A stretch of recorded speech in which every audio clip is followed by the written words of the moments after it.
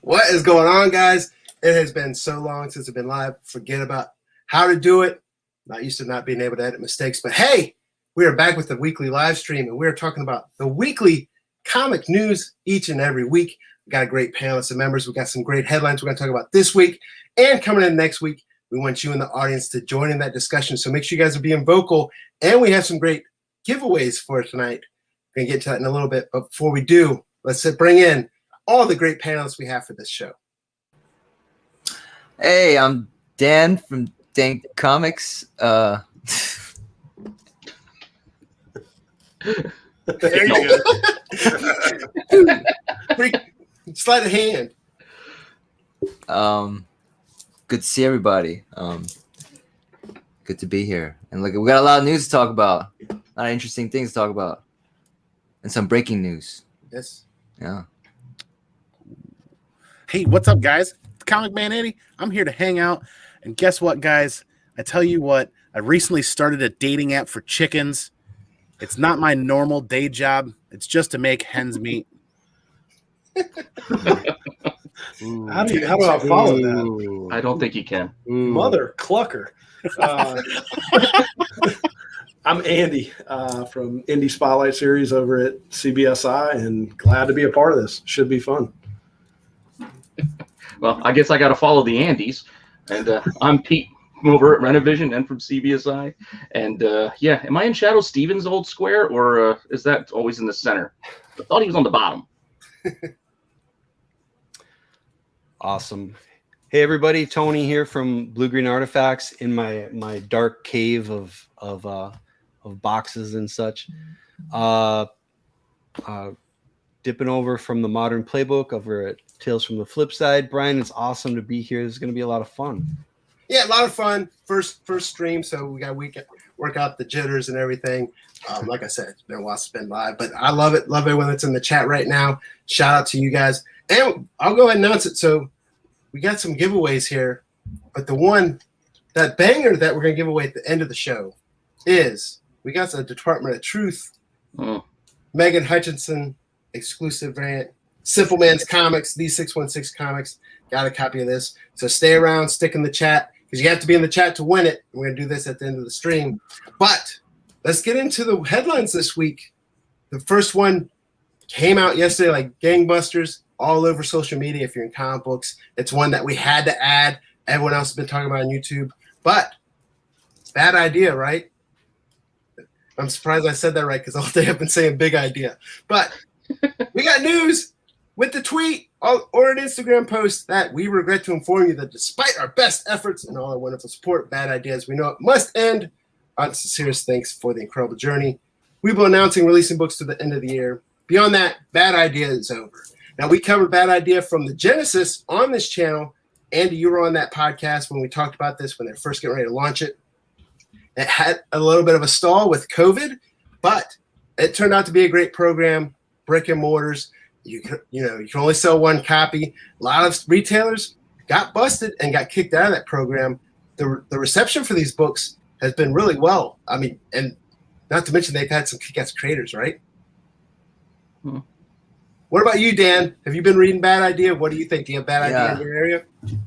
No, not really. Well, there's this one LCS, and I don't have a good relationship with that guy, so I just decided I'm not gonna. Even though they got the Bad Idea books, but I do have them all. I did read them all. I do like them a lot. But I do feel like they're playing all these stunts and stuff, and I don't know. And it's like they made this insane demand for the retailers, so they put so much social pressure on them to sell more than one copy, and then they punish them for the social pressure they created, which I felt like I don't know if that's. I don't know how I feel about that. Yeah, I get you. I see pros and cons to both sides. Yeah. Andy, what are your thoughts? You're on mute. I did that on purpose because of the squeaky chair syndrome going on here. Bad Idea is not even a blip on my radar, honestly, because when I was really excited about it, I was like, yes, these sound like really good stories that I want to read. I went to my LCS and said, please, let's talk about pre-ordering these.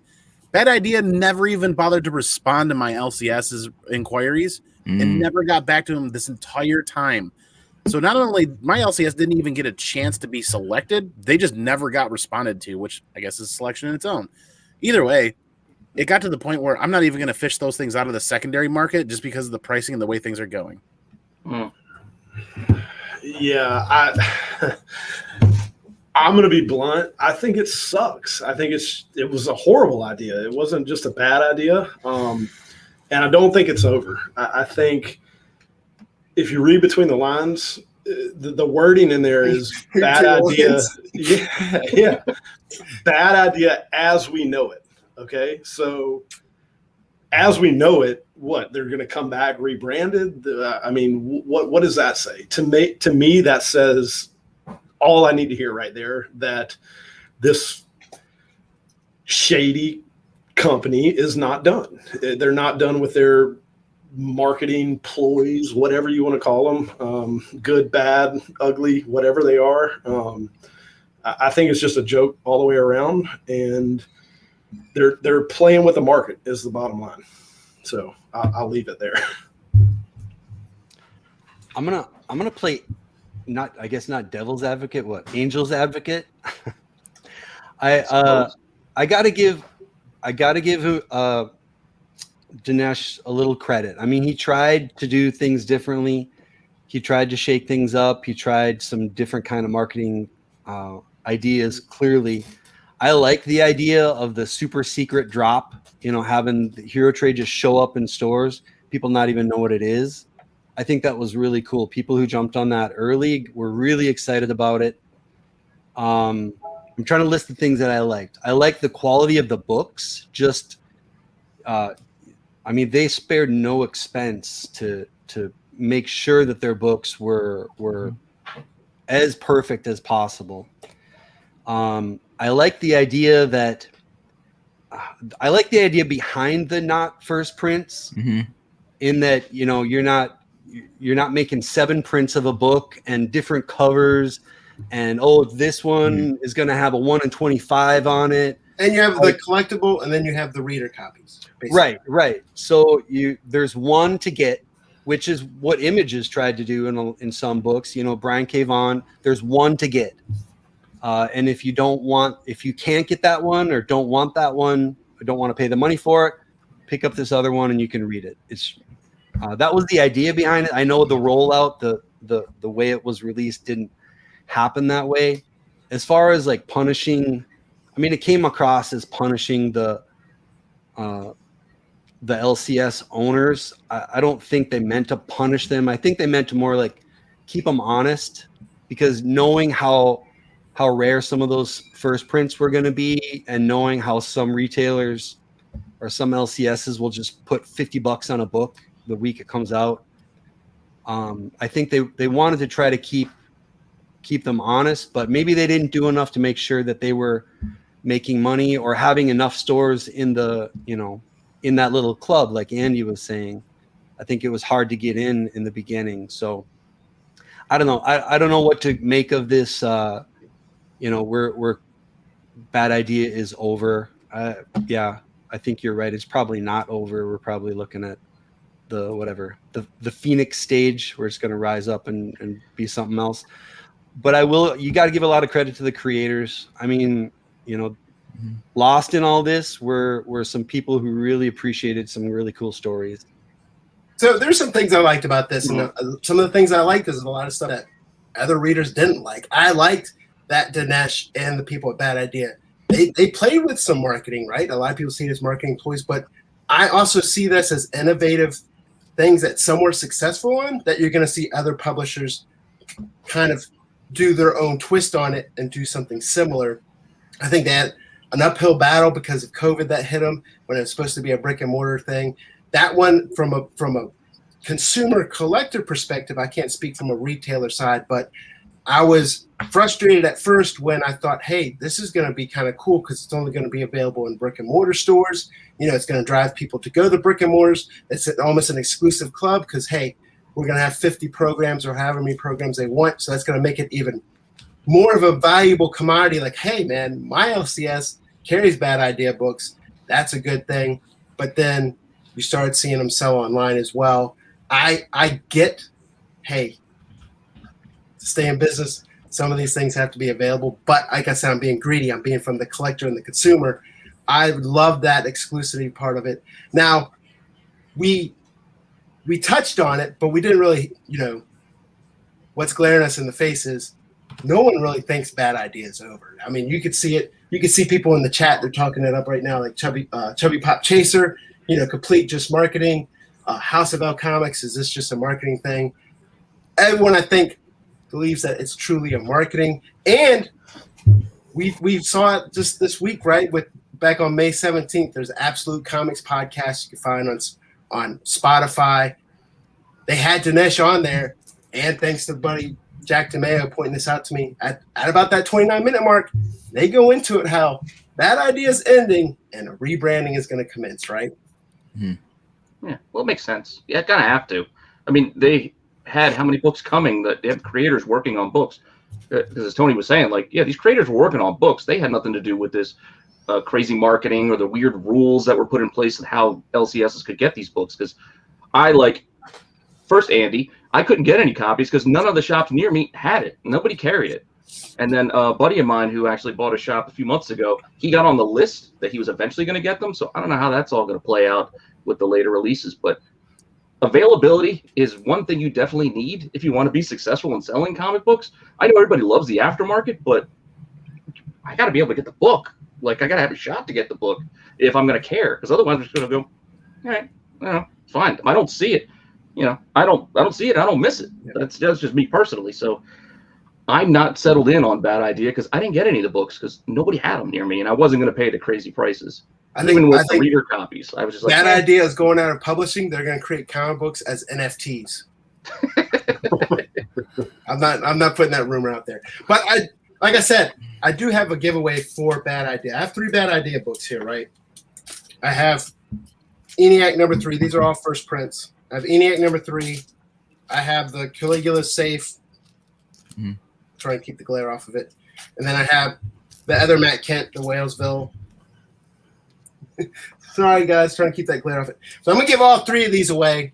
And people in the chat, this is going to be, we're going to do trivia questions for this giveaway and at the end of the show for that Department of Truth. And the trivia question is, and the first person to put a correct answer in the chat is, we all know ENIAC. Everyone knows there's a comic book. We all know it's a real thing. There was 2 inventors of it. Give me one of their names. It could be either or of the 2 inventors of the actual ENIAC computer. Ooh, so first person in the chat, huh? You're doing that right now. First person in the chat. And that's not glare, man. That is comic bling. Comic bling. Oh, boy. Oh. Uh-oh, that was fast. Yeah. Already got the answer? No, not yet. No. Oh. It might take a little time for everybody to Google that. So yeah, that's fine. We like that air. I also actually, the LCS guy that I knew that did get it, he was actually kind of stressed out by the whole thing. No, Jason. Sorry, I didn't mean to cut you off. It's fine. I got excited. We had a winner. so Jason, JSUN. There it is. Just beat out Chubby Pop Chaser on it. So nice. Jason, if you send an email to simplemanscomics@gmail.com, shoot me an address. I'll get those out in the mail to you. Sweet. Peter, what else we got tonight? We got all these crazy Spider-Man rumors, right? I mean, I think we all looked at that article from comicears.com, and they took all the promo Spider logos, and they were throwing all their crazy ideas of what Spider characters could be in the next Into the Spider-Verse, whether it be, I think it was like a zombie, the Captain Universe Spidey, and punk rock Spidey. A ton of great ideas. I don't know if any of those will definitely pan out because, I mean, that's just their guesses, but I know we're going to have to get some new ones. It's just a matter of, are we going to get new ones in the same sense as Spider-Man Noir and those characters, or is it going to be just like that 2099 quick cameo at the end, little tease? I don't know. What do you guys think? Dang, go ahead, man. Well, I know the first movie, a lot of people didn't know how big it was going to be, how good it was going to be. I think a lot of people were surprised how good it was. Like that was a big thing. Yeah, And the animation style alone was enough to win you over. and it introduced Miles to the mainstream public, right? So there's a lot of buzz, and because the story was so good, I anticipate they're gonna try to make it better. Like, you know, so I'm looking forward to it. I think there's more hype, more heat. I think it's gonna be like Austin Powers 2, you know, like it was big, much bigger than that first one. But Austin Powers is like a sleeper, you know. So it's exciting. So, All right. yeah, I don't know what to think. I went and took a complete hard left when a lot of this was going on with a lot of these characters, and I started paying more attention to Silk and buying Silk books. So I got completely distracted and didn't get into any of these books, honestly. I should have. Do you think Silk could show up in the Spider-Verse movie? We know she's getting Amazon, but I don't see why they wouldn't. I mean, that's actually not a bad idea. Maybe they should go that route. Create that tease. Yeah.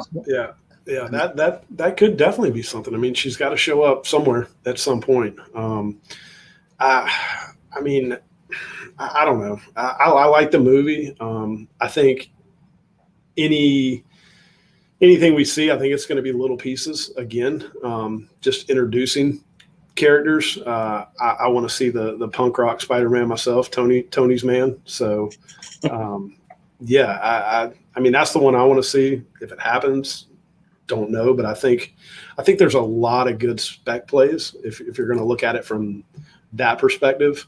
I mean, Edge of Spider-Geddon. I mean, that whole series is just full of characters that you may see come up in this. What about you, Tony? Punk Rock Spider-Man, you've been eyeing him for a while. Yeah, no, I'll put my speculator hat on. I think if you can figure out who's going to be in this upcoming movie, you can make a little money on the eBay. I think it's amazing how the characters from the first one, and I think we're going to definitely see those same characters. They're just fan favorites now. Spider-Man Noir, Penny, and Peter Spider-Ham. But obviously we know Spider-Man 2099 is coming. There was, and we don't have to go through them now because there's quite a few, but there was a release last year of all the logos, of about 20 different logos, different Spider logos that are kind of meant to be hints, basically, of different Spider characters. It was released by the released by the studio, so it might be just a montage. Right, yeah. So I mean, there's articles where people dig into that. There's one that looks like the Captain Universe type Spider-Man. It's hard to say. It's total speculation, but you know what? Speculation is fun. I think Spider-Punk is a shoo-in. He's already had a Marvel Legends figure. He's had 2 or 3 feature covers. He's had a Hot Toys figure also. Sideshow Hot Toys. 2099. I mean, we already have seen it. We know Spider-Gwen, but yeah, we could get into Silk. We could get into, I don't know. There's so many. My son has a Spider-Verse poster on his wall from Mondo. It's got 45 different Spider-Man on it. So honestly, they could pull from so deep that we'd have to look it up to figure out where the Spider character is coming from. But I think it's going to be a lot of fun. And yeah, if you can guess what one of those logos are and start picking up those books ahead of time, you'll do pretty well for yourself. Yeah. Andy, you bring the logos back up real quick. Yeah. So those are some of the logos. There's some more in that article, but like 2099, they had the zombie Spider-Man. One that I like, also the punk rock, is they had Annie Parker in this article, and Annie Parker I think is one of those characters that could be like Peter Porker was in the first Spider-Verse movie. I mean, we've known her from that alternate universe, and that's the thing about, you got to look at this also from Spider-Verse movie. The first one came out. It wasn't just comic book readers loved it because it was a movie that played like a comic book, but it also brought such a huge audience, that younger audience, into Spider-Man, into Miles Morales, into the Spider-Verse. So you always wonder, like, hey, when Guardians of the Galaxy came out and Rocket Raccoon, who thought Rocket Raccoon was going to take off like that? And then Peter Porker from the first Spider-Verse movie. And then what character might they play on within the second one that might have that popularity, that's selling all these toys, and you're going to see everyone wanting to be for Halloween. I think that's why I like Annie Parker on this, especially from a female perspective, especially something for young girls. Get them. I think it's great to get them into the comic book hobby. And I don't like the name Spiderling, but I think it's a fun character. And as Tony and everyone else mentioned, we don't know. There's so many people they could bring into this. That's what's great about it. Also, I'm not going to spec on much because if I do, I might get Annie Parker because that's my favorite character out of the bunch. But you did show them up there. We did have some comic books also. Some of the first appearances. They're talking like Spider Carnage and that Amazing Spider-Man. They're talking about Captain Universe Spider-Man, and then Punk Rock Spider-Man is in that Amazing Spider-Man number. What is it? 10, Volume 3. Yeah, I think so. And then 2099 was in the 365, and then of course that Renew Your Vows is that first appearance of Annie Parker. But yeah, Tank, what do you think?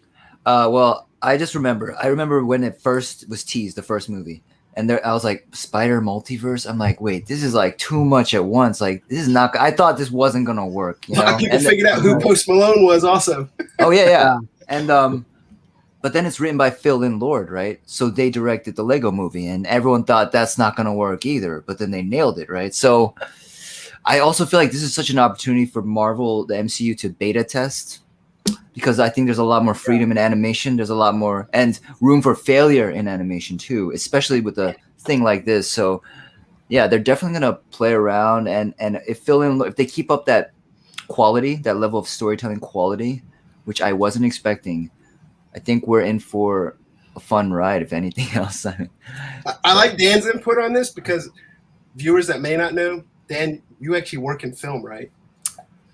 Yeah. He's shy. He's an ex-Trey Bruckheimer. We'll see. Yeah, I'll put a movie up here and there. I like to put up movies on the Comic Channel sometimes. Yeah, you might have heard of it, Pornhub. I'm kidding. I'm the only Asian top in North America, though. That's the thing. Like, we're going. Woo, bring us back. Yeah, would it make much sense? I mean, let me rephrase that. It would make a lot of sense if we started to see some of the symbiotes, the maybe Venom, or there's so many Spider-Verse characters, versions of Venom as well. My only worry is they give too many Spider-Man characters, because if they give us too many, then none of them are going to be able to pop like they did in that first one, because there'll just be too many options and not enough screen time to go around. Yeah, because who knows what the story's going to be too? Like, can they do the same thing again, or are they going to do like a Rush Hour 2? Are they going to take the fish out of water and put him in somebody else's universe? Like, what are they going to do? Like, I don't know. I'm curious what the storyline's going to be. Yeah, we got a year? 2022, I believe, right? Yeah. Yep. I bet I'm going to predict the Punk Spider-Man will be the heart of the film. I'm predicting it. The heart. Yeah, he's the perfect person to be the heart of the film, It should have a good soundtrack then, right? Ooh. Oh yeah, mix it up. We'll get a little some Give me Ramones or something in there. But yeah, because the first one was more urban. You might get some punk rock in there. Who knows? Totally off topic, but one of the best soundtracks for movies this year has to be Cruella. Oh, here we go. Yeah. Especially if you like 70s Brit rock. But I've been hearing about this all week. Yeah. Awesome. Disney Got Plus is me a listening to huge Clash thing again. right now, right? Yeah. What MCU? Andy, what do we got premiering on Disney Plus tomorrow? Guys, this is what he calls a segue. So this was totally not expected at all. Loki writer teases unexpected Marvel cameos. Say what? I mean, thank you, Dan, for bringing this up. Like, haven't we heard this one before? Right? Oh, I was going to say, you're being sarcastic, right? Oh yeah. I'm trying to lay it on. I'm trying to lay it on really thick. But if they were within the rights and legal could clear it. There was no reason we couldn't try and chase them down. When asked about possible cameos, the series head writer teased, expect the unexpected. And I think you guys were saying, like, TikTok. I mean, we've been waiting for how long now? Andy Tomlin, what do you think? Are you a Loki fan? I'll be straight up. I could give a damn. I'm just not a Loki. I can see the anticipation hiding on your face about how excited you are for Loki. Yeah, I mean, I don't know. I'll get crushed for it, but I'm just not a Loki fan, and I could really give two shits about it. Now, do you not like Loki? Just don't like Loki, or hey, even from MCU, you don't like Hiddleston? Probably butcher that name. You don't like the actor playing him. You don't like the character in MCU. No. I don't know. I don't know, man. I think it's just too much. It's just too much coming. Like I like Loki in the movies. Like I was good with that, but now we were getting the spinoff. It's not related to comics supposedly, from what I've heard. Like it's not going to relate back. I think it's supposed to tie into the new Doctor Strange movie coming up.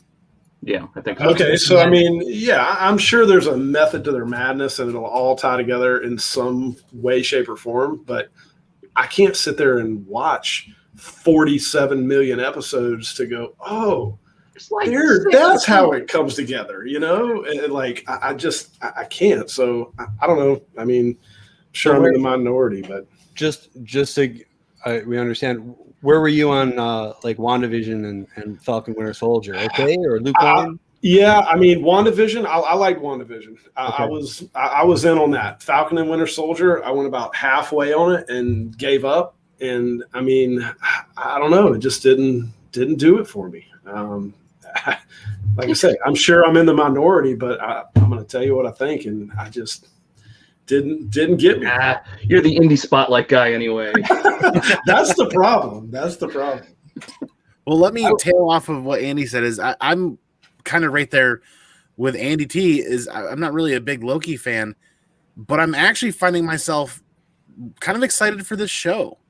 Not because of it's a show based on Loki or the unexpected or unintended, unintended, but the cameos that they're going to potentially try to do. I think they've finally figured out what to do with shows like they've been doing for movies with decades, with release schedules and in-home streaming and everything else. And I'm starting to find this rhythm at home where I get the content that even if I'm lukewarm on it, I'm getting content that I'm enjoying that's tied to many other things. And I'm that guy that Andy's not. I'll sit down and I'll watch 70 episodes of something to go, oh, there it is. Because I want that completion. I'm that completionist kind of individual. So I'm actually finding myself really looking forward to the show, even though the last like month or 2 months of people talking about it, I was like, whatever. But now this topic of adding cameos or unexpected appearances of characters adds more layers to it for me that makes me want to dig deeper into some of the comic books and some of the other stuff. And even though if it's not based on the comic books, what are the chances that they're going to dip into the comic books for some of these characters? Yeah, I don't know. It's not like this is the CW where we're getting seasons stretched out and it's like 26 episodes where you're getting, 5 weeks just to tell a story. If anything, a lot of money was too quick. They didn't give us enough time with some of that stuff, with some of the quick turns. Personally, I could have done with a little bit more, but I like it. I like this amount of content that we're getting. I'm looking forward to it. Hiddleston's got charm. Like he's charismatic as hell. Like I want to see more of him. There was a picture. Multiverse. There was a picture online. I forgot where I saw it, where it had Hiddleston, and then Prince Harry was in the picture too. But they had Prince Harry like out of focus, cropped out of the film, out of the picture, and it was all spotlighted on him. And they're like, "Who's the bigger personality?" It was crazy. First of all, Sharon Carter's a Skrull. I'm just saying that now. Anyway, absolutely, I'm with you. Let me write that.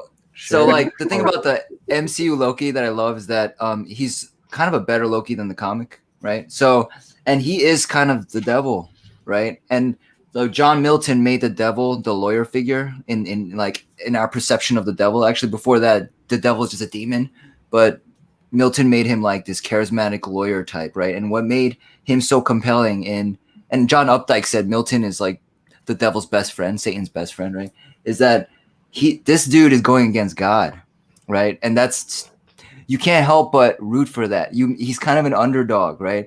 And Loki's always trying to like do the worst, right? And he's so bad, but you can't help but relate to him trying anyway. And I think what's good about this series, like if that's getting old for people, he's gonna get one-upped, right? So this whole series looks like Owen Wilson one-upping Loki the whole time. So if you're sick of MCU Loki, maybe this will be, up your alley, because it's gonna be him getting, tricked all the time instead by Owen Wilson. Mr. So who's that Movies. guy? Who's that? Like some wily angel? Wedding Crasher. Yeah. Ka-chow. But fool me once, fool me twice. Yo, I don't care anymore about guest appear. Like they've been promising this every single series, and like I'm just like, Oh yeah, I'm okay. excited to Oh see yeah, that what was the book is topic gonna- of appearances. what book's gonna take off. We might even get the freaking White Vision showing up in a cameo. Who knows? That's right. Start those rumors now, man. Here's one thing is I'm excited about this show because it's a time traveling show, right? It's going to lead into the multiverse of madness. Think of, you can go forward, you can go back, you can go to young Loki, you can go to old Loki, you can go to kid Loki, who, we've heard that name brought up before. What, the whole MCU, not even the MCU, but the whole Marvel universe is in play. You could, any character you want. I'm excited to see how it plays out. I'm excited, like Dan, like you said, the charisma that he's brought to this character just makes me excited to see it. I enjoyed WandaVision. I actually fell off on Winter Soldier. I have to go back and rewatch it because I was distracted by kids in homeschool. But I'm excited for this. It comes out tomorrow, and I want to see where. The best thing about MCU and the shows is how they tie to each other, creating that one big universe. Right.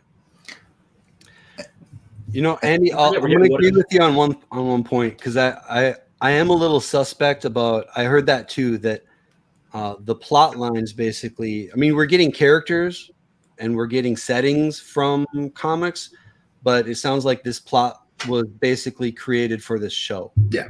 Which it could be great. But I think that's been one of the secret recipe pieces to the MCU, is that Feige has always made sure that these stories come from the books. Yeah, you got to parallel a storyline, maybe change it a little bit. But that's why comic books movies back in the day, they never did much because they didn't stick to source material. Look at X-Men 3. X-Men United. It had 1 million characters. It was cool to see this character. It's cool to see that character.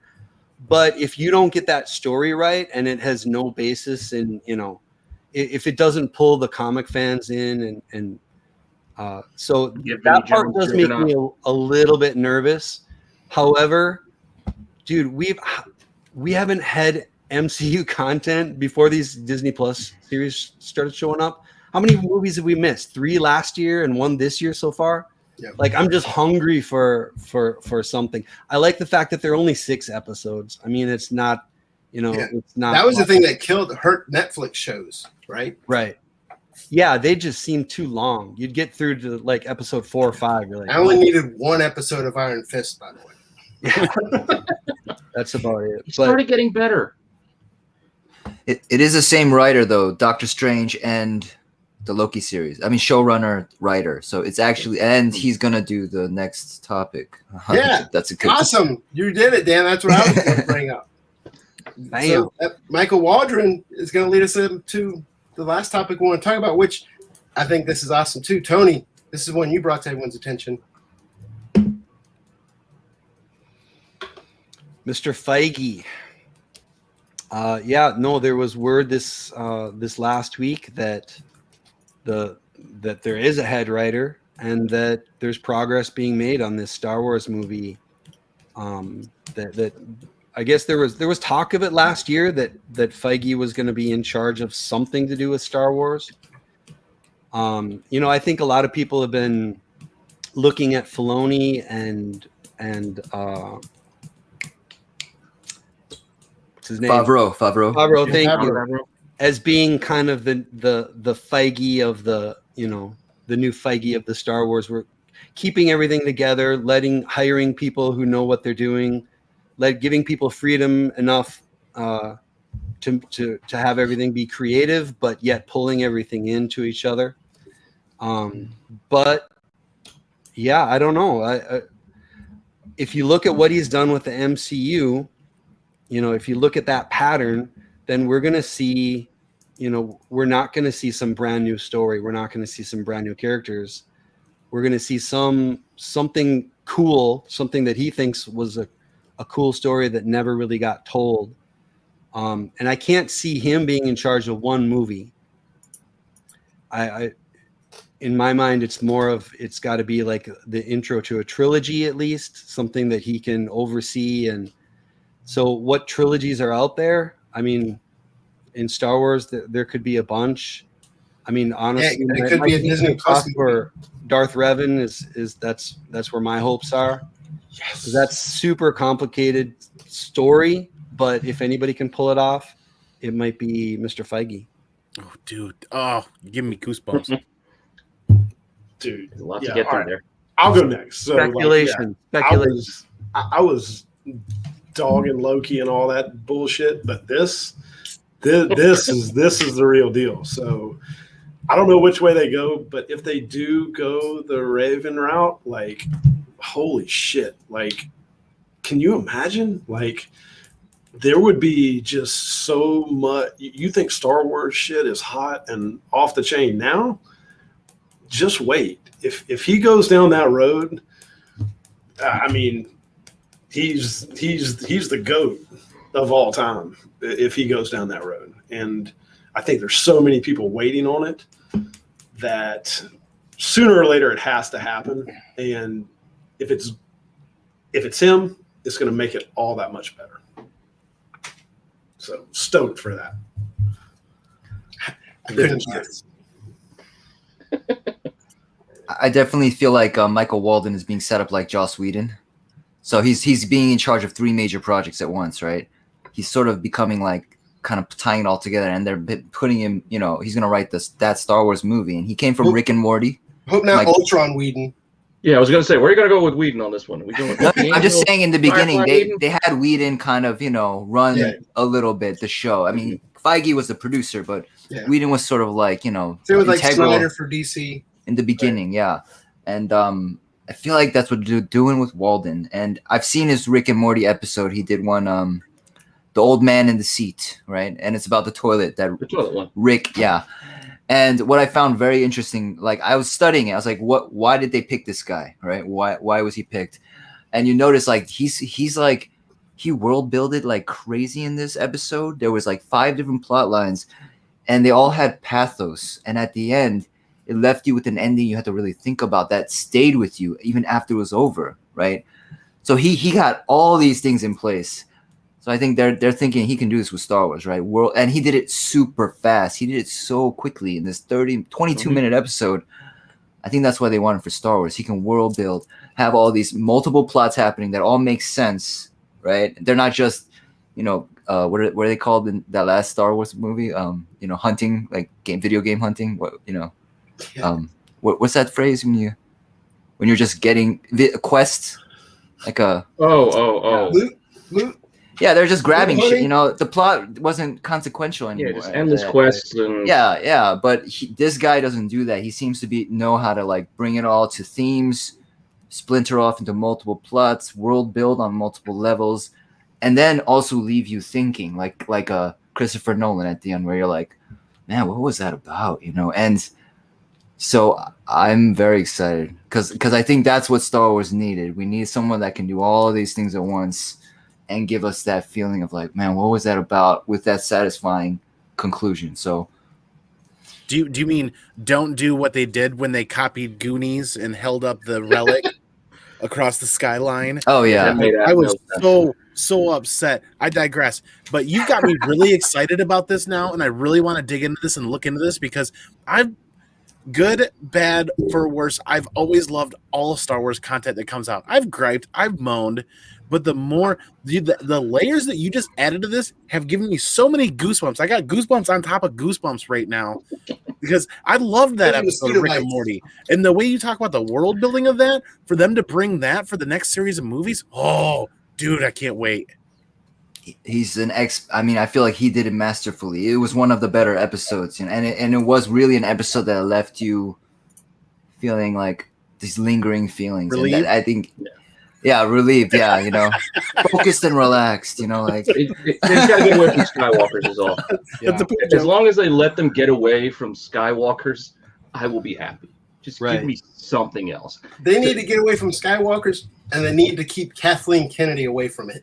Ah, I'm not worried about Kathleen Kennedy. I just need them to get to a different time. Just give me something else. Yeah. You want to give them, some of the world build.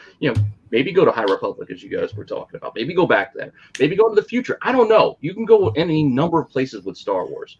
Dr. Afro. Yeah, Excuse me, eventually they'll get there. I think we'll probably get her sooner than we probably think. Not in Obi-Wan, so stop guessing there.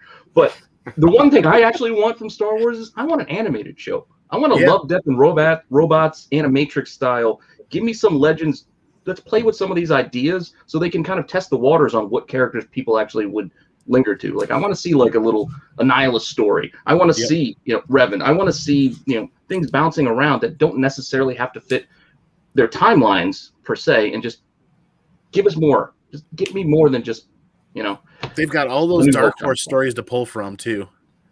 Do you think, I mean, we already know that Taika Waititi is going to be directing something.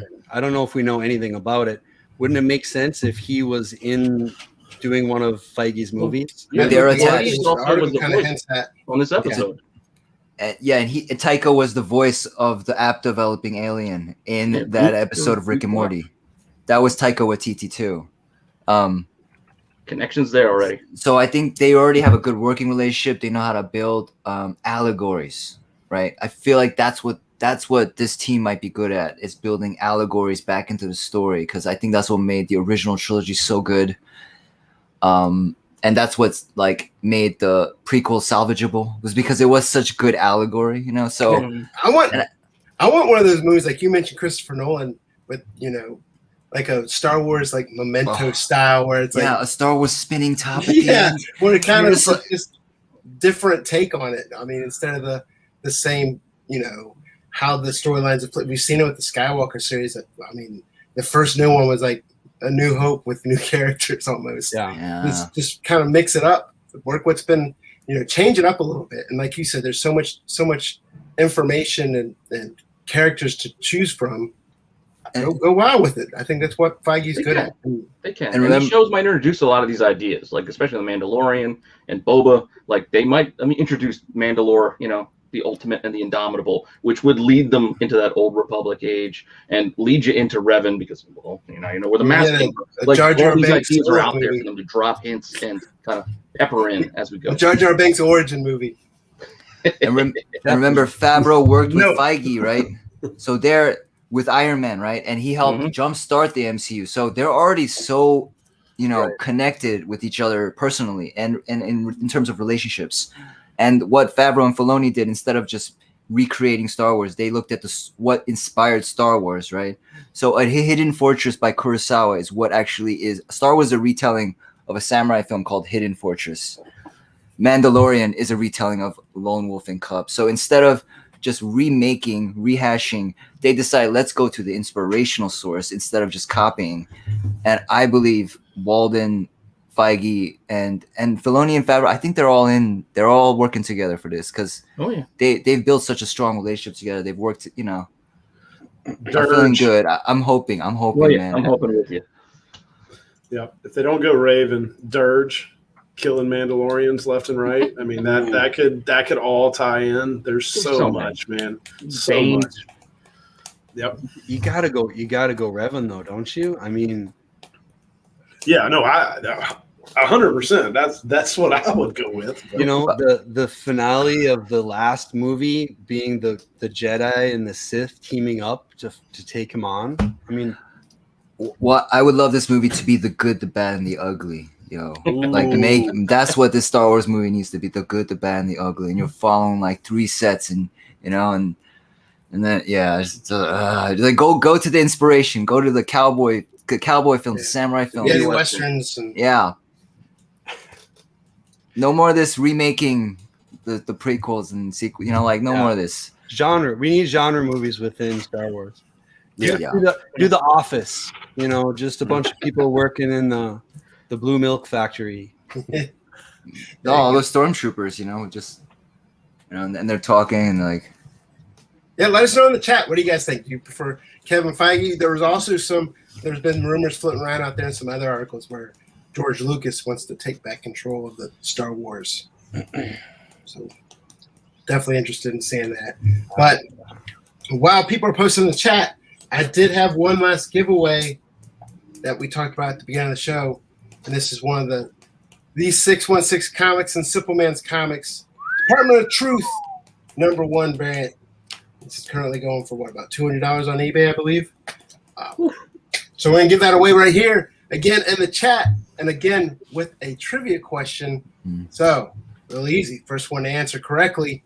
Besides, if Jack DeMan's in the chat, he can't answer this because he knows this question. He knows this answer. Let me log in my other account on the chat for a second. Yeah. So, Department of Truth, written by James Tynion, one of the hottest authors right now between Batman, where you got to start in Batman, writing Department of Truth, writing that other big title from Boom Studios with Something That's Killing the Children. The question is, what other original series did James Tynion IV write for Boom Studios that at the time was the highest selling series next to Mark Waid's Irredeemable? Ooh. Pick me.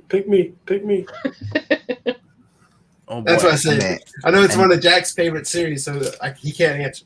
And it's a kick-ass. Oh, Mad Respect got it. The Woods. Oh. There it is. So, also Mad Respect.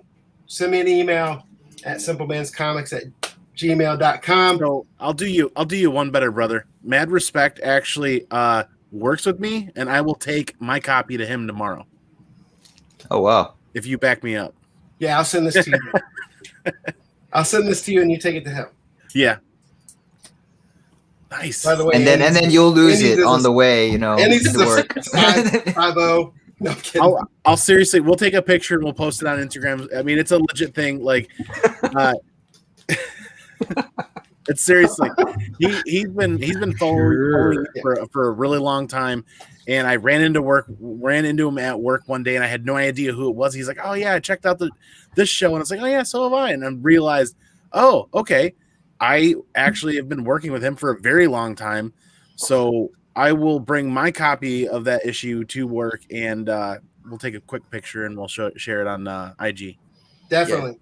If people aren't satisfied, we'll return the $0 entry fee for these contests. Anyone is not satisfied, yeah. He just wants to get rid of his copy. Andy, I'll send you this copy to compensate for your copy, so that way you still have one. But You just send it to me, and I'll make sure Andy gets it. Oh, that's an Andy, all right. So there's our topics, but we also have one more thing. Ooh, that would be my cue. And you didn't want to do that one. You wanted one more thing.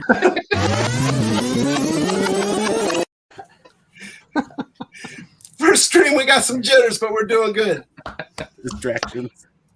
So one more thing. Each panel member is going to close out the show with one more thing they want to talk about. All right, so I'll go first here. One more thing. Once you leave here, go over to Keep It Thorough Comics on YouTube and check out the newest Indie Spotlight series show that those guys do. Great bunch of guys, and they do a really good job on the article that comes out on CBSI. And yeah, who writes that article? Man, shit, what is his name? I can't remember. I don't know. Oh, me. So, yeah, check that out. And also, as Tony said earlier, check out Tales from the Flip Side, Modern Playbook. Always good stuff going on there. And that's about all I got. We got Peter. I guess the only thing I'll say is tomorrow night at 9, head over to Renovision to join me and Marco. We're doing our totally awesome, coolest show ever, where we're going to do another tier list, this time with Moon Knight. And I got a huge CGC box to open, so I'm going to open that up tomorrow night. So if you wanted to see what I got graded and finally got back after a couple of months, I'll open one of the 2 boxes I got tomorrow.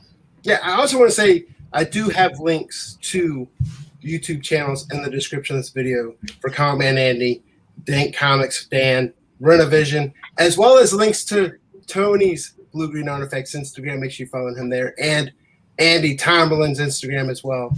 Make sure you follow him for all his Indie Spotlight series posts. Tony, what do you got? I guess you just mentioned the IG. Come check out Blue Green Artifacts.